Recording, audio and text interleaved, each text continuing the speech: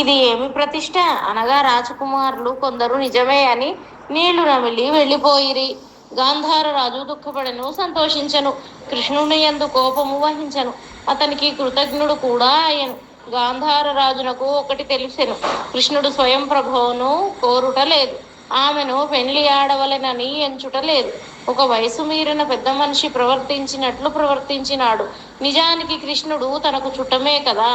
కౌరవులు తనకెట్లు మేనల్లుండో పాండవులు అట్లే. పాండవులను ఇతడును మేనత్త మేనమామ బిడ్డలు. కౌరవ పాండవుల నడుమ విరోధము లేనిచో కృష్ణుడు తనకు బంధువు. అందుచేత గాంధార రాజు కృష్ణుని గౌరవించి తన రాజ్యమున 10 రోజులుండమని అభ్యర్థించెను. కృష్ణుడు అంగీకరించెను. ఇట్లుండగా కాశ్మీర దేశమున దామోదరుడు చనిపోయాడన్న వార్త వ్యాపించెను. అక్కడ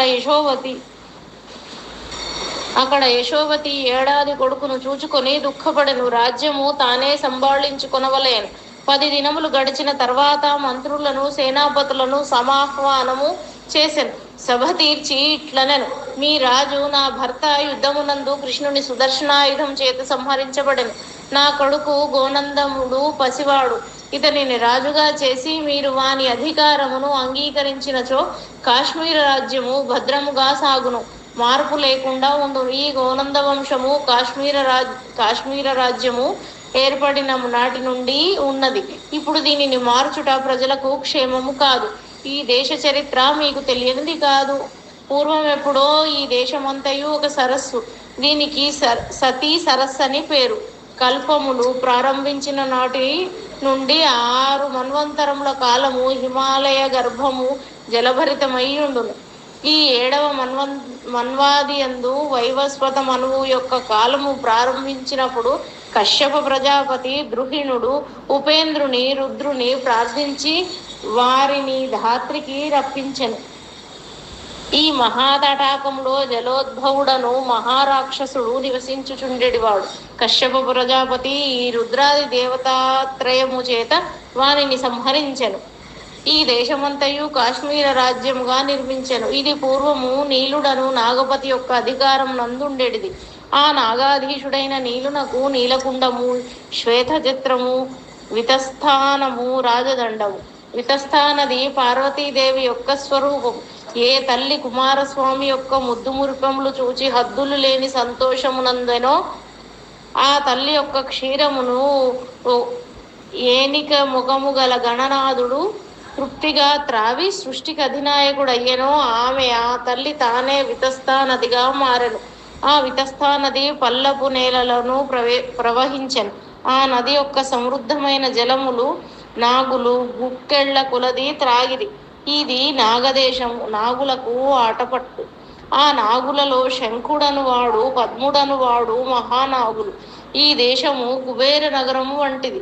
ఈ శంఖపద్ములు కాశ్మీరమునందలి సర్వనిధులకు రక్షకులు. ఇది నాగులకు నివాస భూమి. వైనతేయుని వలన భీతులైన నాగులు వచ్చి ఈ శంఖపద్ములను ఆశ్రయించిరి. ఈ పర్వతములన్నీయు వప్రాకృతి దాల్చగా నాగులకు ఇది అభేద్యమైన దుర్గమయ్యను. భరత్మంతుడు వచ్చి నాగులను తన్నుకొని పోవుటకు వానికి విశాలమైన ఆకాశము కావలేను. అతడు పైనుండి కిందికి దిగవలేను, కింది నుండి మరల పైకి పోవలేను. 2 పర్వతల నడుమే ప్రదేశము తగినంత పరిమాణము లేనిచో అతడు దిగుటకు వీలు లేదు, మరలా ఎగురుటకు వీలు లేదు. అట్టి ఇరుకైన పర్వతములు కలిగిన ఈ కాశ్మీర పర్వతములు 4 తమ నివాసమును ఏర్పరచుకొండ్రి. నాగులు తమ నివాసముగా ఏర్పరచుకొండ్రి. ఇచ్చట పాపసూదుని క్షేత్రము కలదు. అచట దారుమయ విగ్రహముతో ఉమాపతి అయిన స్వామి ఉన్నాడు. ఆయనను సేవించిన వారు ఐహికాముష్మిక ఫలములను అందుదురు. ఈ ధాత్రియందు నిర్జరమయమైన పర్వత శిఖరములందు తాండవించడి ఉషో దేవత సర్వజలాధిపత్యమును నిర్వహించుచున్నది. ఆమె యొక్క ధవళకాంతి పవిత్రతకు పాపరాహిత్యత్వము చిహ్నములుగా ఉండు. ఈ పవిత్రమైన దేశమున స్వయంభూతుడైన అగ్నిదేవుడు ధాత్రి గర్భమున నుండి సముద్భవుడై యాజకుల హవిస్సులను తన జ్వాలలను కరములతో గ్రహించు. ఇచటనే భేదనామక పర్వతము కలదు. గంగా నది అందు ఉద్భవించుచున్నది.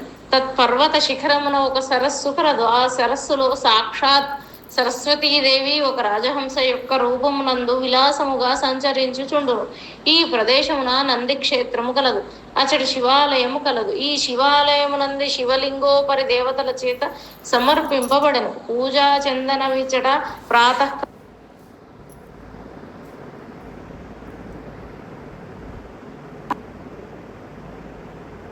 ప్రశస్తమైనది. అందులో పార్వతీదేవి యొక్క పుట్టిల్లైన హిమవత్ పర్వతము పరమశ్రేష్టమైనది. అందులో కాశ్మీరము పరమోన్నతమైనది. ఈ కాశ్మీర దేశము కశ్యప ప్రజాపతి యొక్క తపశ్శక్తిచే రుద్రాదుల చేత సంహరింపబడిన జలోద్భవ రాక్షసుడు ముక్తి పొందిన తర్వాత శంఖపద్మనాగులకు నివాసమైన తర్వాత ఇచట మహాభక్తులు సర్వదేవతారాధనములు చేయగా కొన్నాళ్లకు ప్రజాబాహుళ్యం కలిగి ఇచ్చట రాజ్యం ఏర్పడదు. మామగారైన గోనందుని వరకు 72 రాజులు పాలించినారు. ఆ గోనందుని పరిపాలనము యొక్క శోభ మీరెరుగుదురు. ఈ ఉత్తర దిశ కిరీట ప్రాయమైన కాశ్మీరమునందు ఏ కాశ్మీర దేశమునకు కైలాస పర్వతము మందస్మితావహమో, ఏ కాశ్మీర దేశమునకు గంగా నది సితప్రావారమో, ఆ కాశ్మీరమును పాలించిన గోనందుని ముందందరూ తలవంచిరి. ఆదిశేషువును ధాత్రీదేవి పరిత్యజించి గోనందుని భుజములను ఆశ్రయించాడు. ఆ ధాత్రి ఆదిశేషువు యొక్క విశేషము నుండి కొన్నాళ్లైనను విముక్త అగుట వాంఛించను. ఆ గోనందుని భుజాబలము ఆశ్రయించి జరాసంధుడు తన శత్రువులను అదుపులో పెట్టను. అట్టి గోనంద మహారాజు యుద్ధమునందు మరణించగా వారి కుమారుడైన దామోదరుడు రాజ్యమునకు వచ్చాడు. దామోదరుడు 48 ఏండ్లు రాజ్యము చేశాడు. ఆయన శ్రీకృష్ణ భక్తుడు. శ్రీకృష్ణుడు ధాత్రి అందు అవతరించిన నారాయణమూర్తి. దామోదర మహారాజు యొక్క భక్తి విలక్షణమైన భక్తి. ఆయన నిర్గుణుడైన భగవంతుని ఉపాసించును, సగుణోపాసించడు. నిర్గుణమైన పరబ్రహ్మము యొక్క ప్రథమ వికారము సగుణం. కానీ మహారాజైన దామోదరుడు మానవాకృతిలో ఉన్న నారాయణుని మన్నించలేదు. ఆ నారాయణునకు సుదర్శనాయుధము ప్రతీక. ఆ సుదర్శనాయుధమును శ్రీకృష్ణుడు ప్రయోగింపగలిగినచో వానిని భగవంతుడిగా అంగీకరించునని కూర్చుండరు. మహారాజైన దామోదరుని తపశ్శక్తికి ఆయన చిత్త పరిపాకమునకు ఈ విశ్వాసమునకు సంబంధం లేదు. ఆయన ఏకపత్ని వ్రతుడు, నిత్య సత్యవ్రతుడు, ధర్మబుద్ధి, సదాశివారాధన తత్పరుడు, అస్త్రశస్త్రవేత్త, అజేయుడు. కృష్ణుడు పెర ఆయుధముల చేత ఆయనను గెలవలేడు. అందుచేత సుదర్శనాయుధమును ప్రయోగించెను. ఈ రాచనిసువు దామోదరుని కుమారుడు.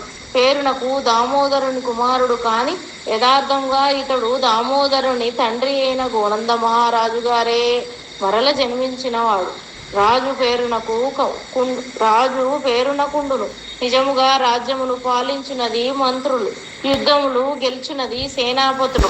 రాజు ప్రజలకు మకుటము వంటివాడు. ఈ పసివాడైన రాజును మీరు రాజుగా స్వీకరింపుడు. ఇతనికి వయస్సు వచ్చే వరకు తత్సారమునను నేనుందును, తత్స్థానమున నేనుందును. గోనంద దామోదర మహారాజుల ఎందలి మీ భక్తిని పరిత్యజింపకుడు. ఇది గడ్డు సమయం. మీరందరూ జయ జయధ్వానములతో బాలరాజును మీరు అంగీకరించినట్లు నాకు తెలియజేయుడు. ఈ ఏణ్ణర్ధపు పిల్లవాడిని సింహాసనం మీద కూర్చుండబెట్టి మీరు పట్టాభిషేకము చేయుడు. మహారాజు లేని లోపము లేకుండా నేను చేయుదును అని యశోవతి ఊరుకుండగా మంత్రులను సేనాపతులను జయ జయధ్వానములు చేయలేదు. సేనాపతులు తూగిరి కాని మంత్రులు తూగలేదు. యశోవతి ఏమి చేయగలదు? ఆమె ఇట్లనే, మీరందరూ సంశయగ్రస్తులుగా కనిపించుచున్నారు. కుర్రవాడు రాజ్యం చేయలేడు కదా, అతని తల్లి స్త్రీ, ఆమె పాలించగలదా అని మీకు సందేహం ఉన్నచో నేను మీకు జ్ఞాపకం చేయుచున్నాను. దామోదర మహారాజు యశోవతిని అడగకుండా ఏమీ చేయలేదు. ఈ దేశమునందు గిరిదుర్గములు కలవు, దూరములందు కలవు. అన్ని దుర్గముల మీద అధికారము సమీకరించుట సులభమైనది కాదు. ఒక్క రాజుండినప్పుడు కాదు సాధ్యం కాదు. లేనిచో భిన్న దుర్గాధిపతులు ప్రతివాడును తనకు తాను స్వతంత్రుడు కానెంచెను. ఇది క్లిష్టమైన దేశం. దీనిని గోనంద వంశము తన తపశ్శక్తి చేత ఒక్క రాజ్యముగా చేసెను. గోనందునికి పూర్వము 212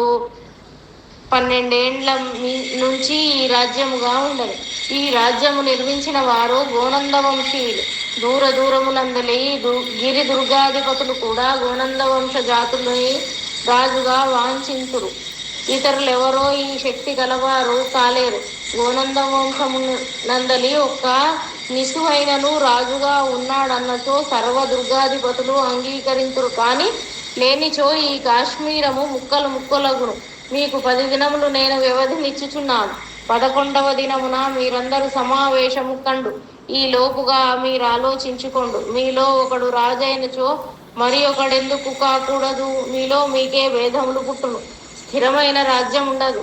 అది దేశమునకు అప్రియము, దేవతలకు కూడా ప్రియమైనది. ఇది శంఖపద్మ కర్కోటకాది మహానాగుల భూమి. వారు దీనిని మన్నించరు అని యశోవతి తన ఏడాది బిడ్డను చంకనెత్తుకొని కటారి కత్తల 100 మంది వెన్నంటి రాగా దూరమునందు దూముదారు యొక్క సైన్యము సద్యధనుష్కమై నిల్చుండగా అంతఃపురమునకు ప్రవేశించను.